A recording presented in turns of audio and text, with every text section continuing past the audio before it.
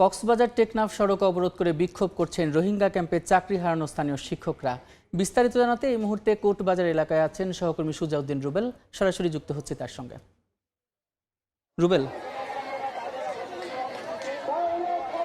কক্সবাজার টেকনাফ মহাসড়ক, এই মহাসড়ক কোর্টবাজার অংশ, যেখানে চারটি রাস্তার মোড়ে কমপক্ষে প্রতিটি রাস্তায় 3 থেকে 4 কিলোমিটার রাস্তা যানজট, দীর্ঘ যানজট। সকাল 7টা থেকে এখানে অবরোধ শুরু হয়েছে। সেই অবরোধে বিশেষ করে রোহিঙ্গা ক্যাম্পে যারা চাকরি হারিয়েছেন স্থানীয় শিক্ষক, সেই শিক্ষকরা দ্বিতীয় দফায় কিন্তু তারা আন্দোলন শুরু করেছে। এখানে রাস্তায় তারা বসে পড়েছেন এবং বসে তারা যে তীব্র গরমের মধ্যে অনেকে ছাতা মাথায়, আবার অনেকে মাথায় লাল কাপড় পেঁচিয়ে তারা আন্দোলন শুরু করেছে। সকাল 7টা থেকে এই আন্দোলন শুরু হয়েছে।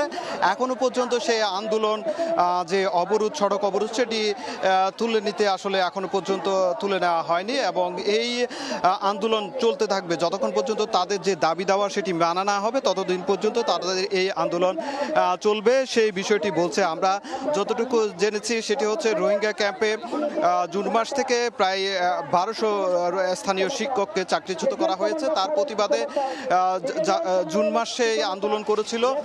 ওই সময় যে সড়ক অবরোধ তুলে দিয়ে প্রশাসন তাদেরকে আশ্বস্ত করেছিলেন তাদের এই দাবি দেওয়া মেনে নেওয়া। কিন্তু 2 মাস পর পেরিয়ে গেল, তাদের দাবি দেওয়া আদায় না হয় আজকে আবার ফের তারা সড়ক অবরোধ করেছে।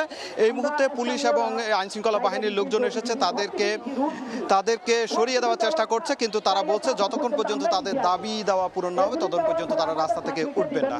তো এই ছিল আমার কাছে কোর্টবাজার এলাকা থেকে সবশেষ। কক্সবাজারের কোর্টবাজার এলাকা থেকে যুক্ত ছিলেন সহকর্মী সুজাউদ্দিন রুবেল।